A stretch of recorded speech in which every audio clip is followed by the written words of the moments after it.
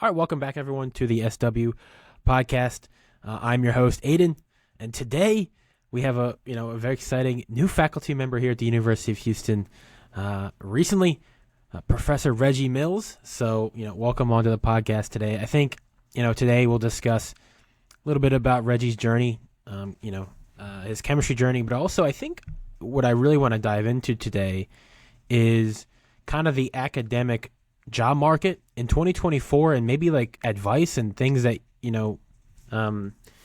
people considering going into becoming a professor. What does that look like in 2024, right? I don't think I've really had a guest on recently that's like just got hired, so I think that'll be extremely helpful for people considering going that route. But with that, Reggie, thank you for coming on. We've talked offhand before about some really cool chemistry you've done, but it's really exciting to have you here. Another biases here. Another great biases included. So it's great, always great to have another organometallic chemist on our faculty. So yeah. Thanks, Aiden, for having me. I'm really excited to. I've been a longtime fan of the pod, of course. So it's very. I'm glad to be here. Yeah. I hope that at least my experience can be a little bit. I mean, I'll say.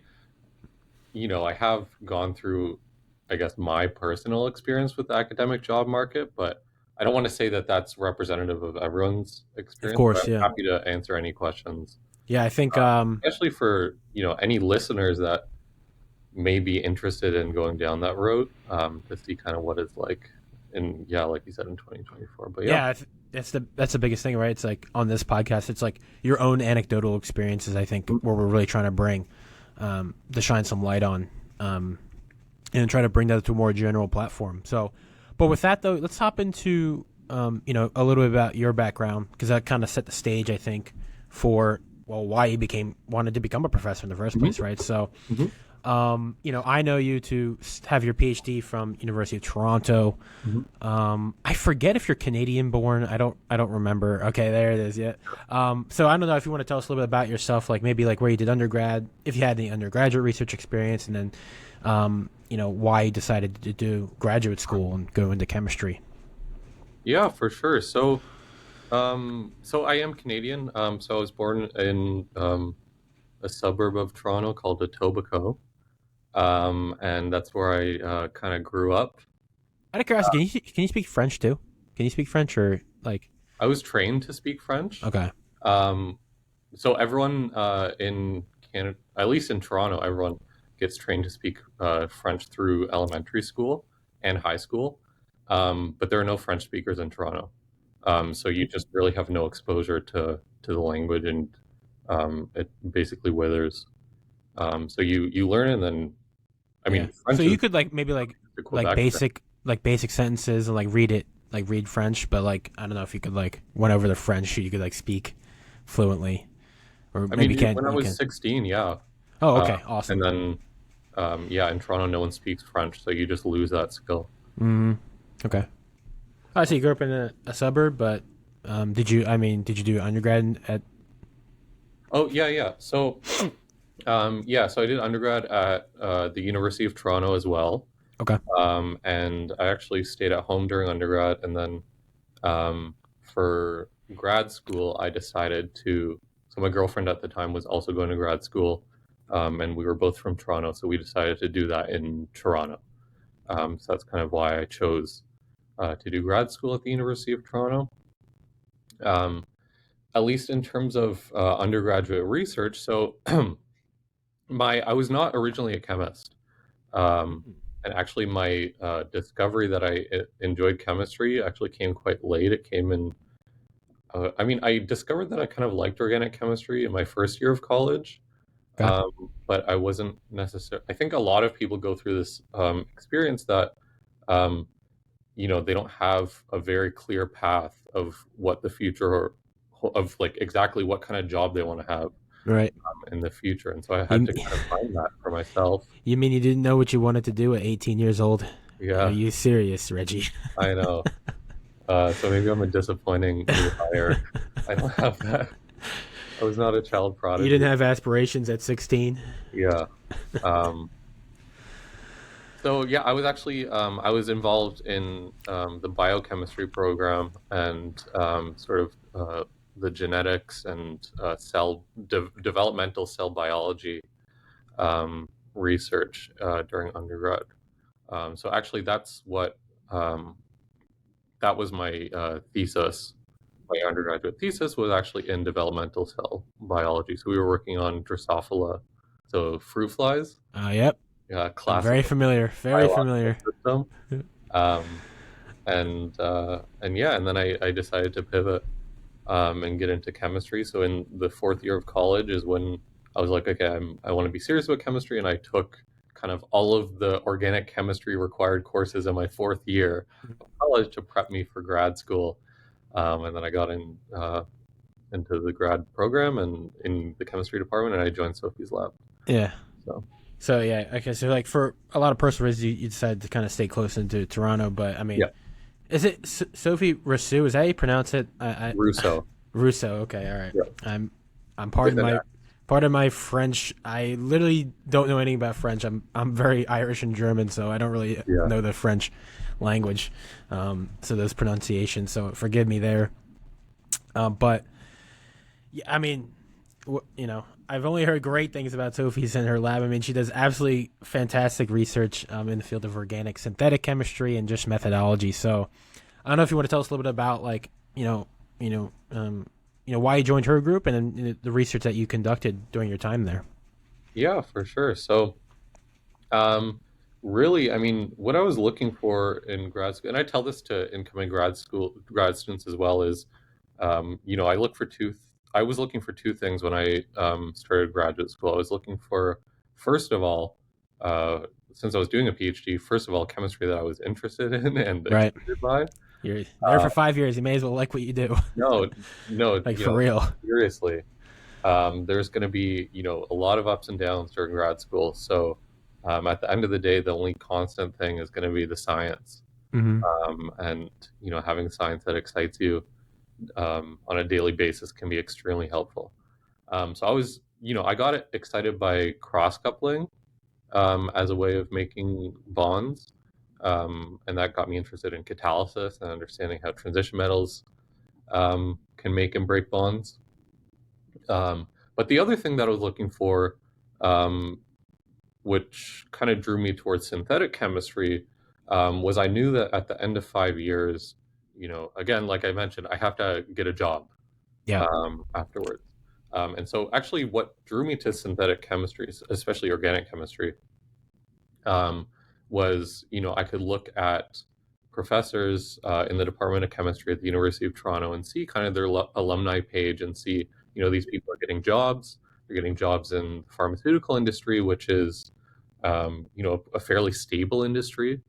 During undergrad, working in a cell bio lab, I was seeing grad students who were getting jobs in maybe biotech or other related fields. And some of them were getting jobs, and some of them were struggling to find jobs as well. So that was very important to me, that I could get trained in something that is going to lead me towards getting a job. So I actually, when I joined grad school, I joined actually the master's program. Again, I Okay. wasn't very committed. Sorry, I shouldn't say committed. I wasn't very sure if I wanted to do a 5 year program or if I was just going to do, a 2 year program and then get my master's and then Yeah. get a job in pharma. And then Yeah. I discovered I liked it a lot and You actually decided to you transfer.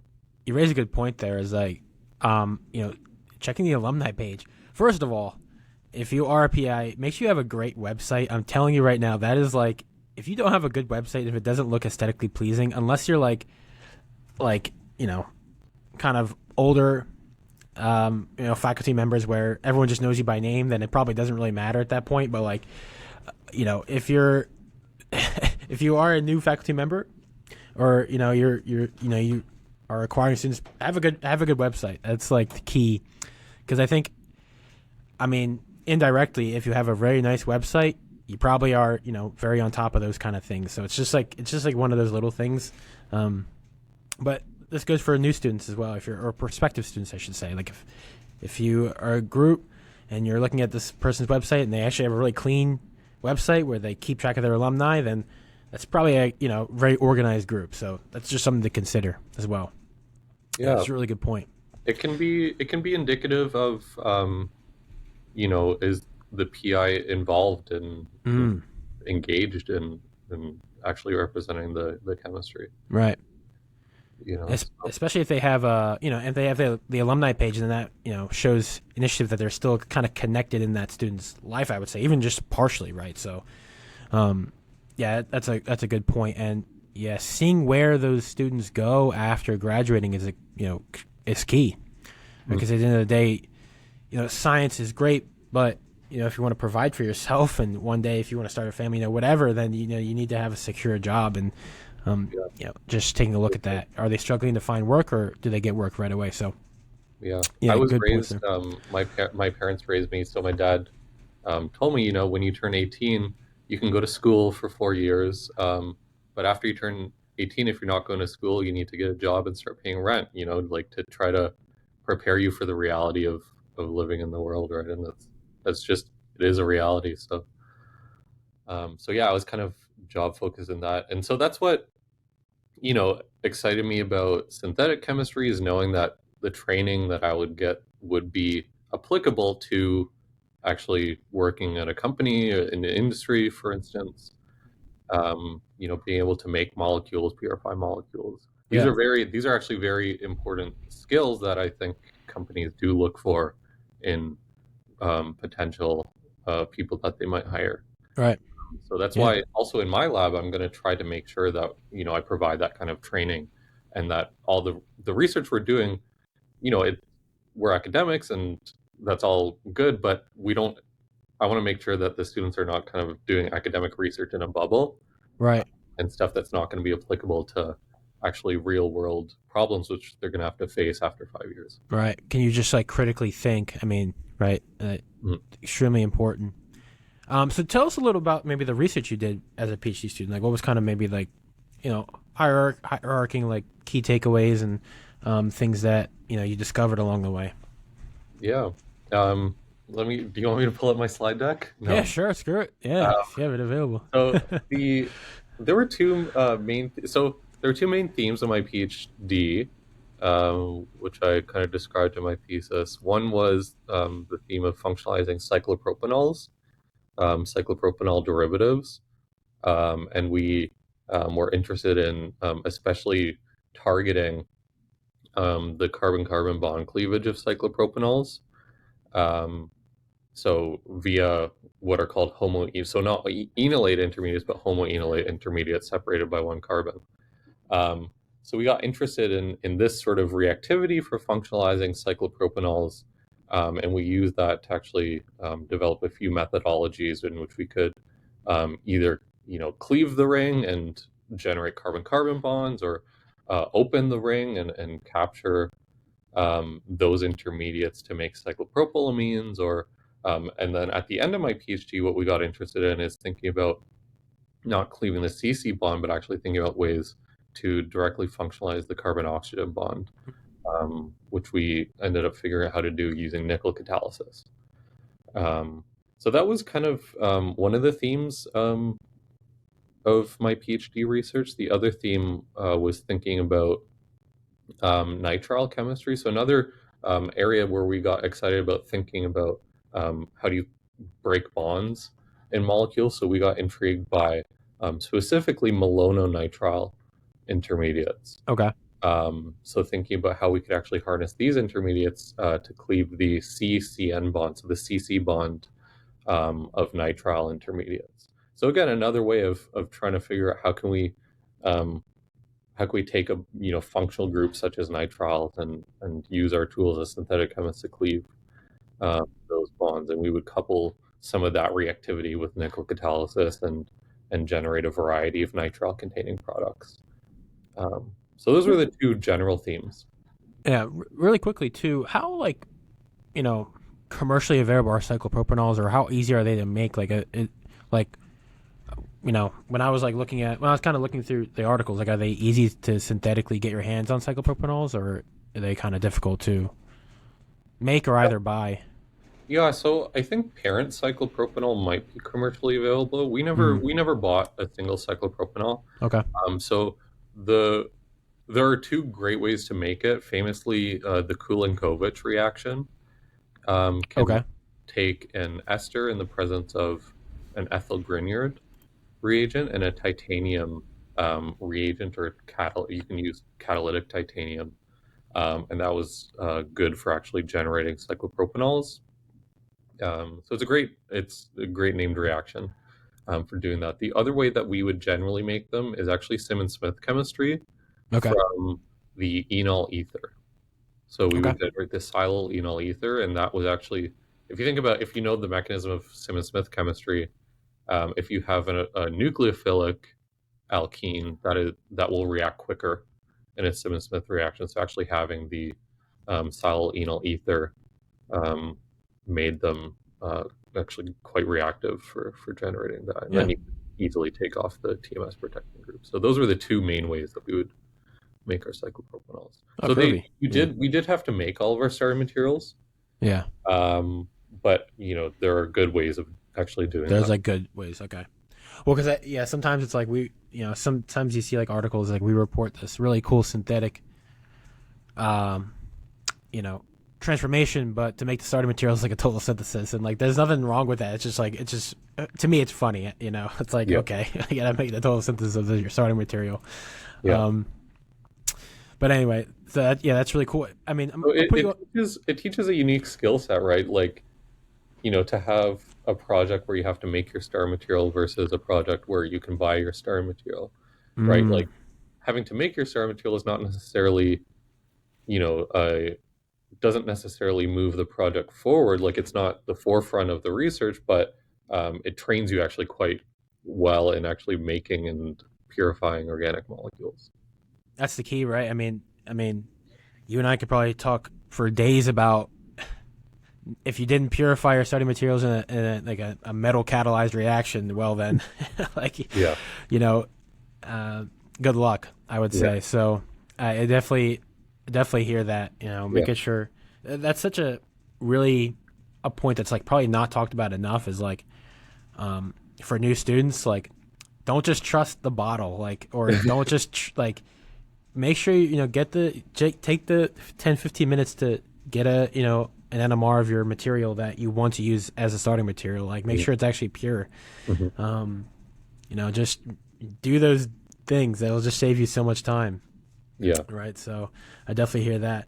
I'm gonna put you on the spot here a little bit, but maybe like what were some things that made you a really efficient chemist, like as a grad student, like things that you picked up over time that, Oh. um, like, yeah, that like, I don't know, that really helped you out in the day to day, or like what things that you could share maybe to be a better or a more efficient chemist. How do you be a more efficient chemist? That's a hard problem. So I think take advantage of the tools that you have for high throughput Mm. chemistry. So that might so um, I became a very heavy user of the GCMS Mm-hmm. in our lab, which was absolutely vital for optimizing chemistry. Um, Also, the Biotage automated column system that we had. Um, you know, it there are a few advantages of it, but the main one was it'll run it for you, and you could do something else while the column is running. Um, so take advantage of any NMR. There are some departments actually where the NMRs don't have auto samplers, right? So it can be very helpful if you have an NMR machine with an auto sampler where you can Right. queue up your sample and go do other stuff while it's going. So take advantage of automation in Where general. possible, yeah, for sure. In terms of synthetic chemistry, one of the things that I tried to do that I think made me more efficient was kind of grouping similar experiments together or grouping similar reactions together.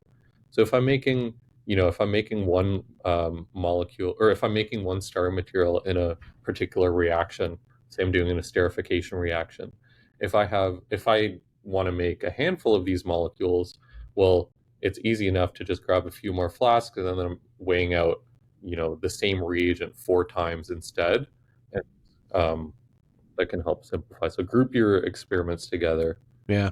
can help you out.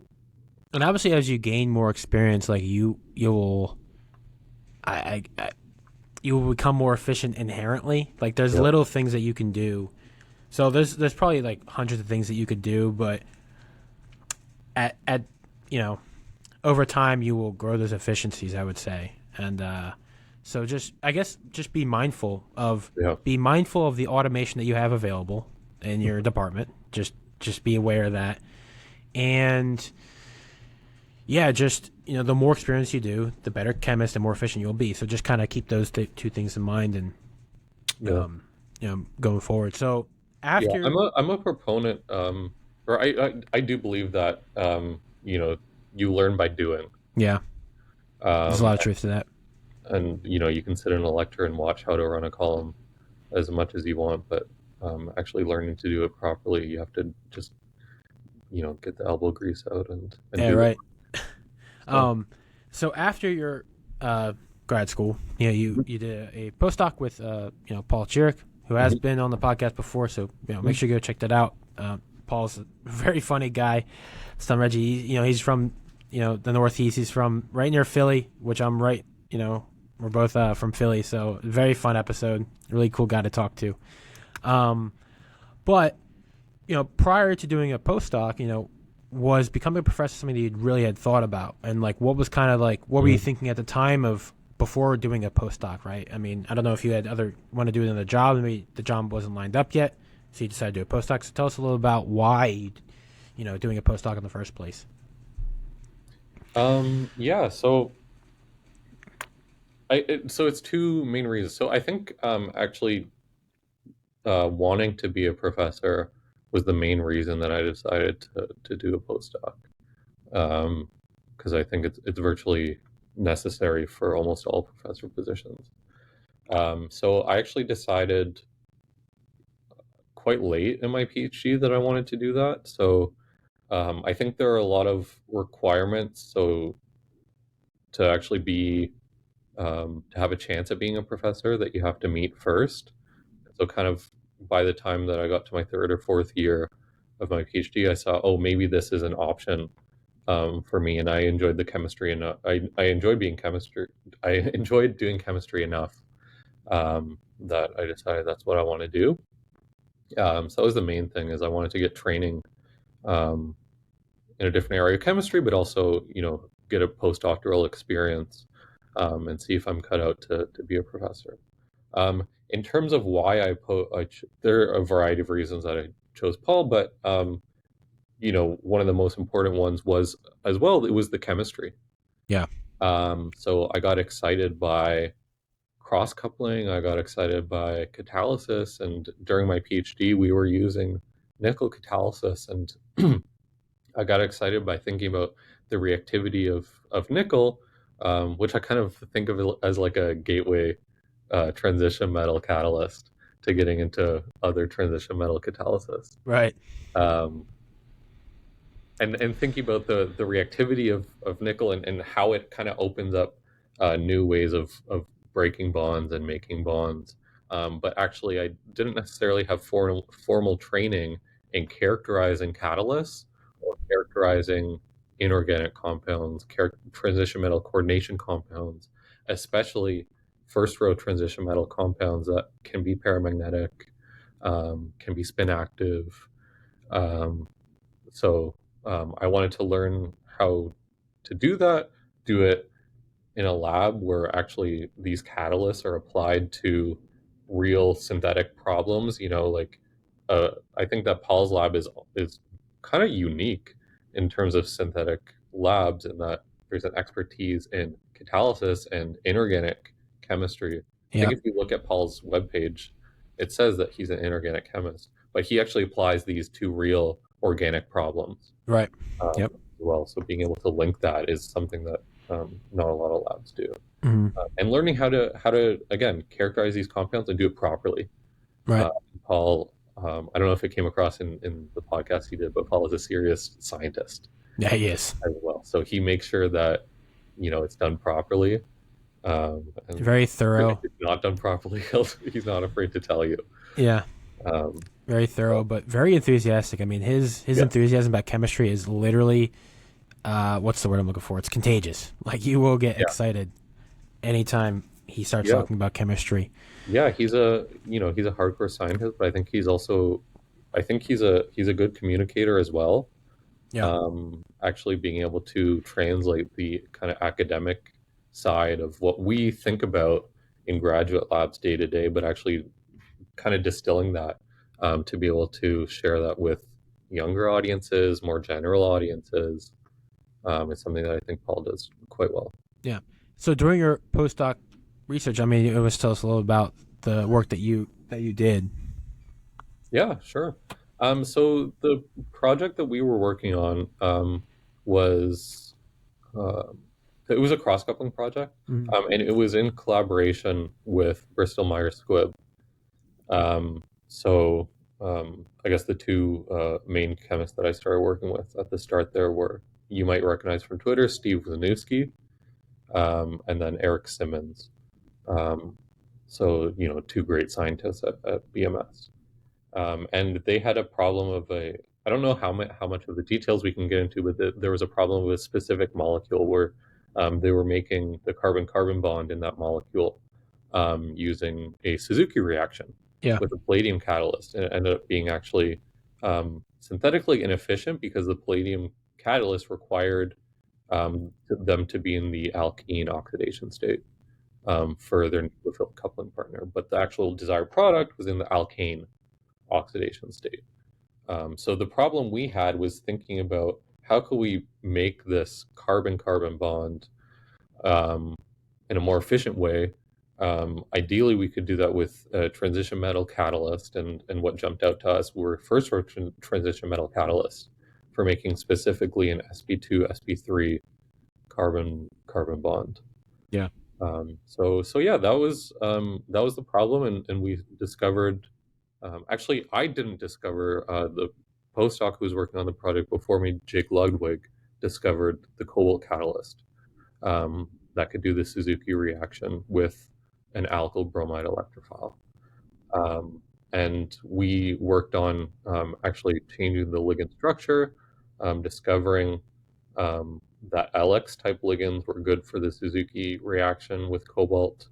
And we actually got into what makes a good cobalt catalyst for this chemistry. What does the cobalt catalyst look like? How do we characterize its structure? What kind of tools can we use to characterize these cobalt compounds and cobalt catalysts? And then how do we interrogate actually how the catalytic reaction is proceeding? So I very quickly was, you know, given a problem where I had to use inorganic techniques to solve it, right? I couldn't, Yeah. looking at we ultimately learned how to use the NMR of these compounds to characterize them, but they were cobalt 2 high spin D7 cobalt compounds. And so you take an NMR of it and you see, oh, I have a peak at 400 ppm in the proton NMR spectrum, right? So, and it's a blob. So you can't, there's no J coupling. You can't look at the NMR, the proton NMR spectrum and immediately know what you formed. Um, so yeah, we use NMR, we use EPR, we used X-ray crystallography, these types of techniques. I was gonna ask. Cobalt's the one the transition metal I'm actually kind of like least familiar with, and like I'm Okay. kind of looking at these structures. I guess let me think about this. Um, Perhaps maybe really briefly, why for like kind of the general audience, why you know these paramagnetic species, both cobalt and nickel. Well, I guess even iron, right? Like why are they so far behind in, let's say, medchem and pharmachem compared to palladium? I don't know if you want to, like, I know the answer to this, but like, you tell us a little bit about that because I think it's important to know because it kind of sets Yeah. the stage, I think, for why we're interested in moving towards the third row metals. Yeah. Um, it's a challenging thing to summarize. I think there are a few there are probably a few aspects that contribute to it. Um, I think what people generally say is, and this may or may not be true, is you could think of the second row metals as being more well behaved than the first row metals. I think that's very fair. Um, I don't necessarily know if that's true or untrue, but I do think that there's a general theme with first row metals, that you don't. So first row metals, I mean, we already mentioned, can be paramagnetic, can be spin active. First row metals you typically see are more amenable to engaging in radical chemistry. So that means that they're more amenable to generating alkyl radicals, other types of radicals, and radicals don't always directly coordinate to your metal, right? They can dissociate from the metal, they can escape the solvent cage, and they can do other unproductive reactions, right? Yeah. And so there's kind of a requirement when you're doing radical chemistry that you have to find a way to capture it at some point. So I think oftentimes when you're doing reactions which involve radical reactions, you'll see side reactions of radicals that you have to solve how to produce those side products. Versus with second row metals, it's less common that radicals will be involved. It's more common that the metal will, for instance, if it's doing an oxidative addition reaction, well, then your two substituents directly after the oxidative addition are still coordinated to the metal. Yeah. You don't lose the bromide or the aryl group after an oxidative addition to the aryl halide. So whether that means more well behaved, I don't know, but I think that it definitely means less possibility for side reactions. Yeah. When you have your ligands on the metal, and particularly when it comes to characterizing resting states and what is actually catalytically active. Palladium and the fourth row metals, they're much more isoluble, and you can characterize them. They look nice. Yep. And if you at have this stage, it's just behind for. And actually, I don't even know how true that is for nickel anymore. Nickel has a lot of, we even have an episode on organo-nickel chemistry here in our synthesis workshop advanced organic course. So be sure to check that out. So nickel is certainly catching up. I don't know enough about cobalt. I know iron's behind, but those are the desirable metals to do this stuff with. And I think this is the exciting thing is because we are not necessarily sure what the active species are or the catalytically relevant species or the resting states. There's a lot to be desired in academic research there. So it's a very exciting field, I think. I agree.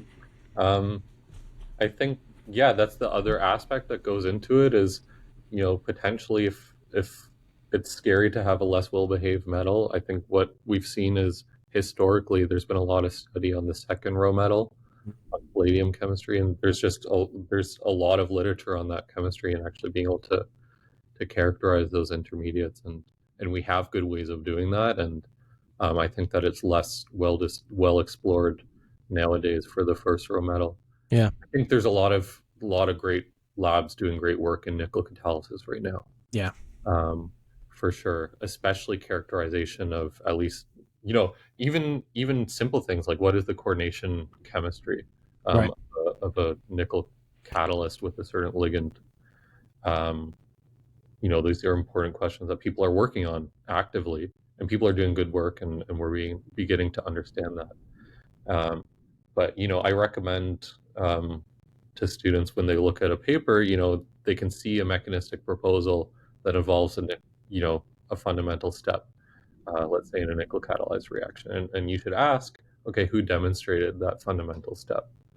And actually being able to demonstrate that with first row metals can be quite challenging because of paramagnetism, because you might not have diamagnetic NMR spectra.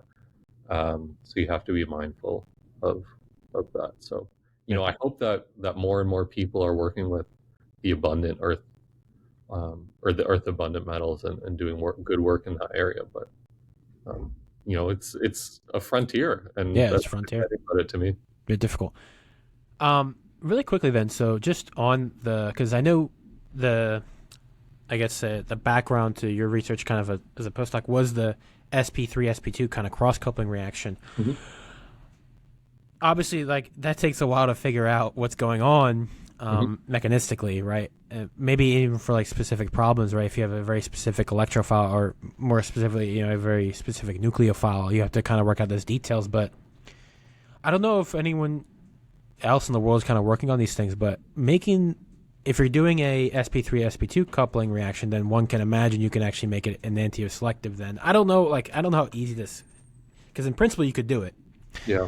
but I'm just wondering. I don't know if you or if you know anyone that's kind of the next step would be, could you do an enantioselective sp3 sp2 cross coupling of some reactions? I don't know if you could do something with the ligand backbone. I don't know if this is just, I don't know. I kind of just want to hear your thoughts on this. 'Cause I don't know, like, Yeah.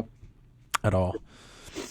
Yeah, I mean, so there are, I'm gonna name a few labs, and I know that a few labs have done great work. So, historically, the Greg Fu's lab has done really great chemistry in antioselective nickel catalyzed I'll have reactions. to go check that out because They discovered box ligands, and pi box ligands were good for that chemistry.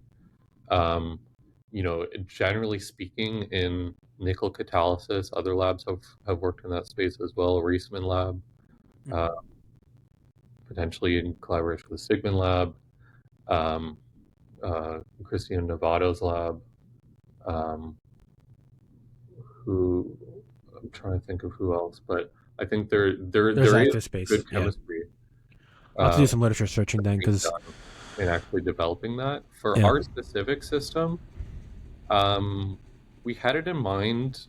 I mean, obviously, you're always thinking, if you have a chiral product that you're making, how I like to think of, how do you make I like to think of ligand design, like what types of things can I put on a ligand, how do I modify this, and so you can think of various chiral substituents that you can put onto your ligand, Yeah. if that makes sense. But at least the problem that we had, we were making a non-chiral product, Mm-hmm. so it wasn't so important at the time to actually figure out how to do the enantioselective chemistry. The enantio, we have some rules for determining enantioselectivity, um, but it's, I think, in a transition metal catalyzed reaction, it's still quite complicated. Yeah. Actually, being able to do that rationally is very challenging. Mm. And so oftentimes you just have to screen ligands. So it can take a lot of work to do that. So, It's a whole beast. yeah. Um, so there's good work being done in the nickel space. Yeah. Um, I would say less so in the cobalt and the iron cross coupling space. Well, I So think probably because no one even can get a really good. I mean, cobalt. Well, now you guys have a good system for cobalt, but for iron, well, actually, no. Well, let me be very clear.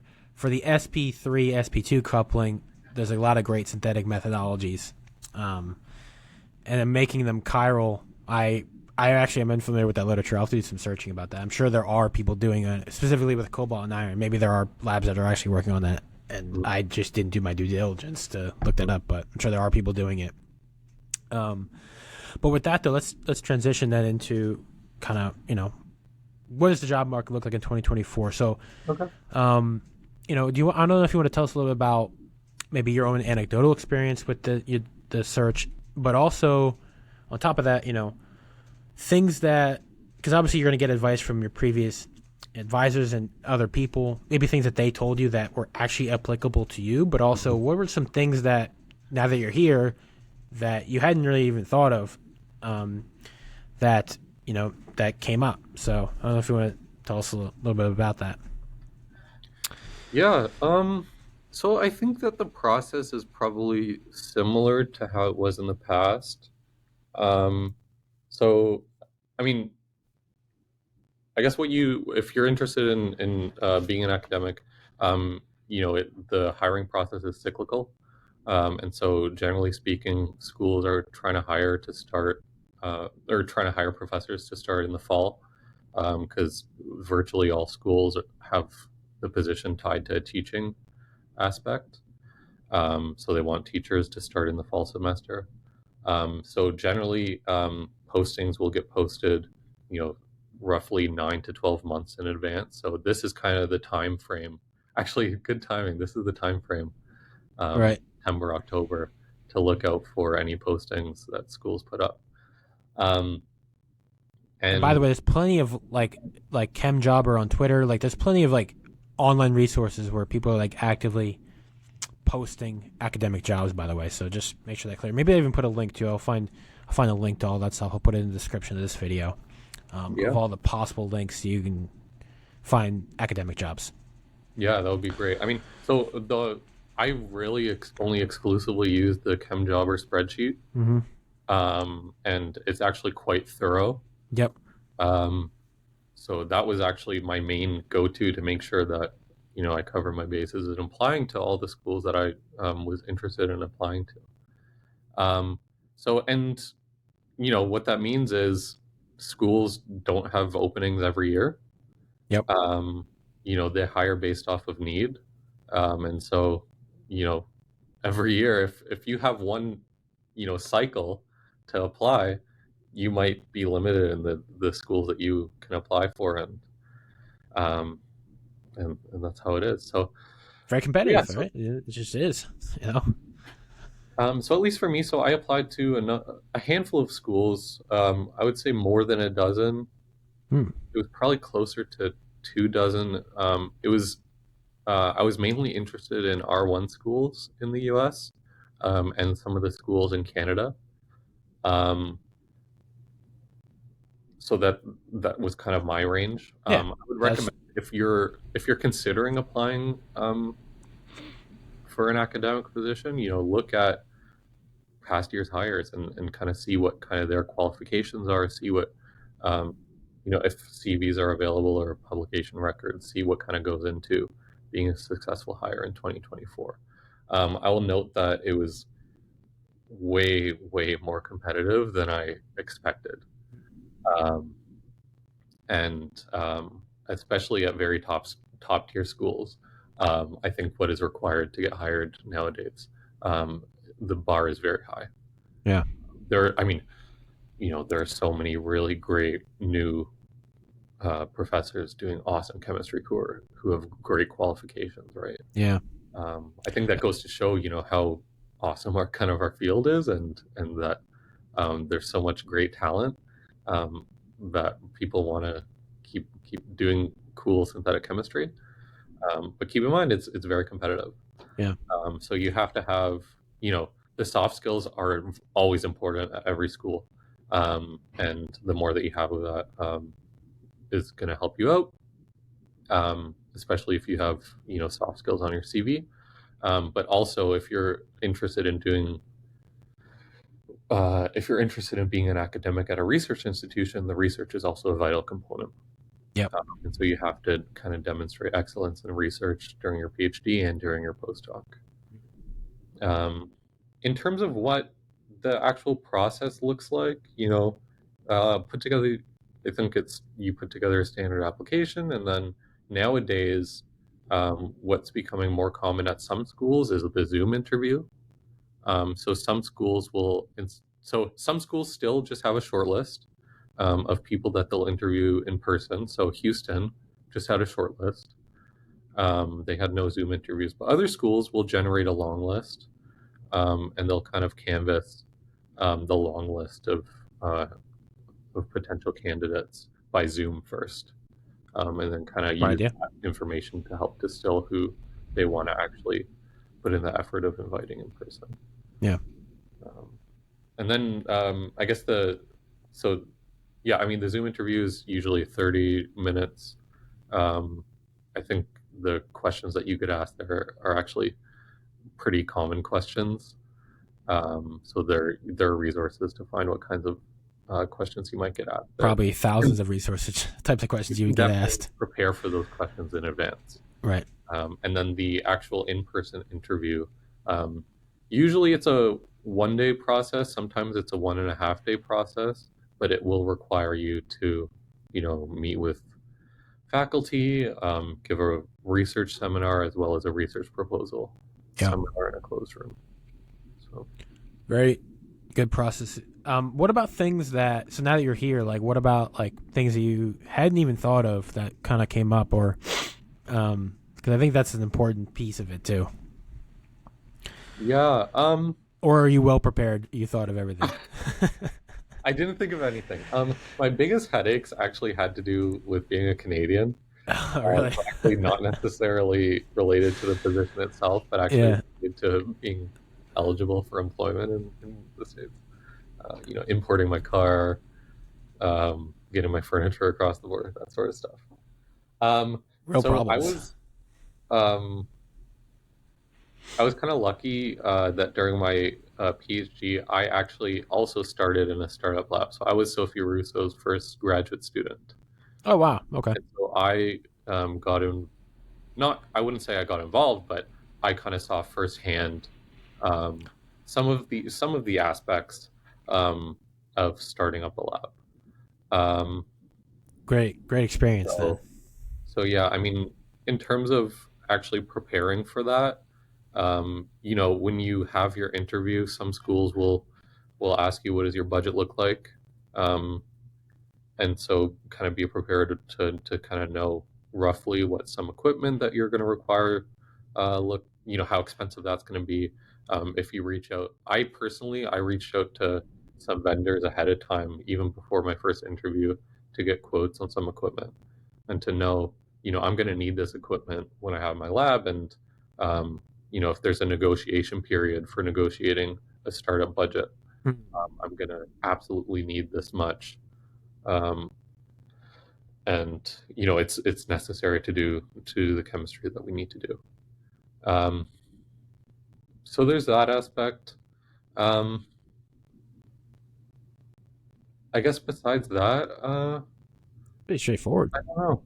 I don't Yeah. know. Anything in particular you're thinking about? I don't know. I think you kind of touched on everything. It's like you need to have like, I think the budget's an important thing to think about. I also, for any department that you're moving into, like look at their already faculty and their research interest, and seeing what you would like to bring to the table fits that department. I mean, at the end of the day, like it might sound obvious, but like I don't know. If you're in chemical biology, well, actually, maybe our department's not a good example then. I don't know. Like if you're a chemical biologist or you're a bioinorganic chemist and you're going to a department that doesn't have any bioinorganic chemists or like doesn't have a strong inorganic field, then you'll kind of be isolated in that sense. So just I guess, or maybe you're a computational chemist and you're coming in and you're the very first computational chemist in this department. So I guess just those things just keep in mind, and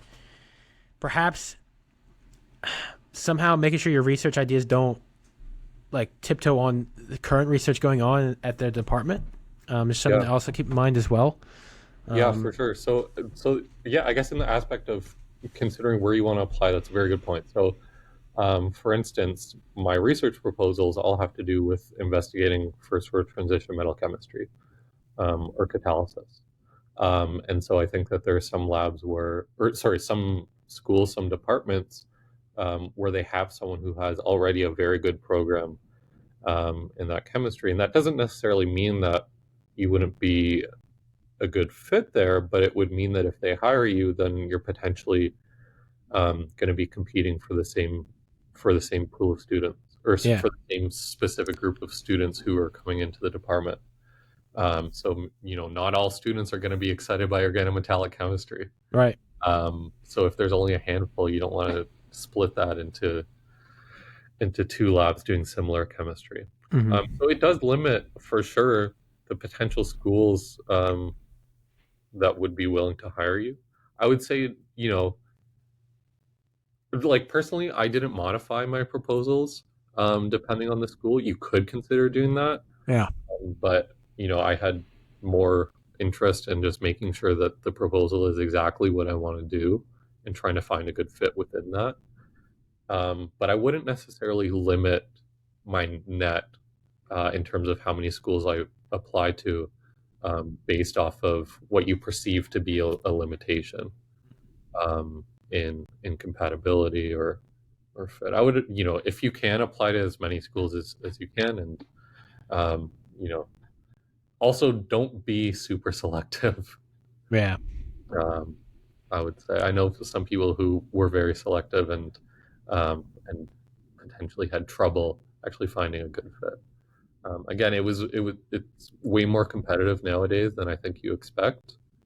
Um, so Yeah. Just on the competitiveness, I mean, it I don't even think saying it's a shame is a bad thing, because at the end of the day, like, we have hundreds of great chemists and great faculty members, right, doing awesome research.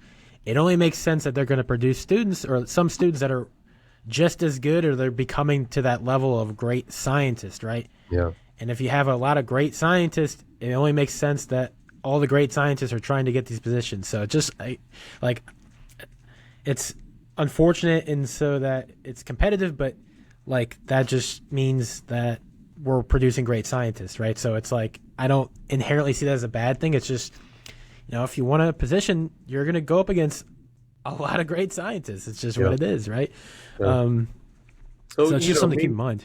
Yeah, I mean, for me during my postdoc, as I was going through the application process, the academic application process, I had a backup plan as well, so it doesn't hurt to have a backup plan.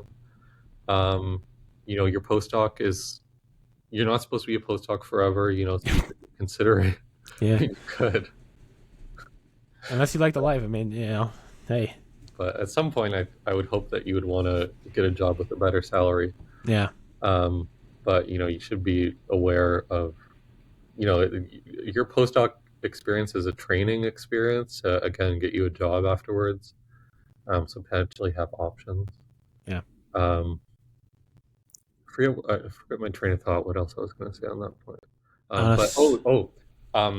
So also my choice of postdoc lab was strategic from the perspective. So the advice I was given during my PhD is, you could be the biggest fish at a small school, but to actually figure out if you're going to be competitive across the academic job market, you want to try to see if you can compete in a bigger pool. So actually considering schools that recruit, again, maybe some of the best scientists in the world, so schools like Princeton or other top tier institutions. Those were the schools that I was considering doing a postdoc at.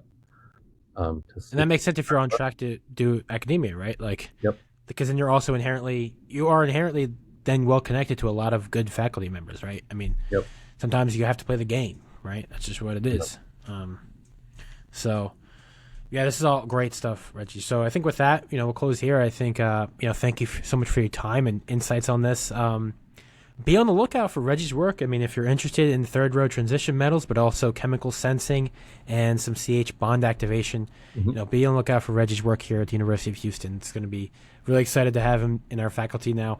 So I know I'm really looking forward to it. If you're an eager student, be on the lookout then. We have an upcoming organometallic department here. Well, it's already pretty good, I think, but you know what I mean. But with that, anyways, thank you again, Reggie. Thank you again for joining on another episode. And then, we'll see you in the next one. Yeah, of course. Thank you so much for having me. All right, everyone. I hope that my answers were a little bit useful. I definitely think they're insightful. To anyone listening. But yeah, for sure, keep an eye out for some of the cool chemistry we're doing. Yeah. All right, everyone. We'll see you.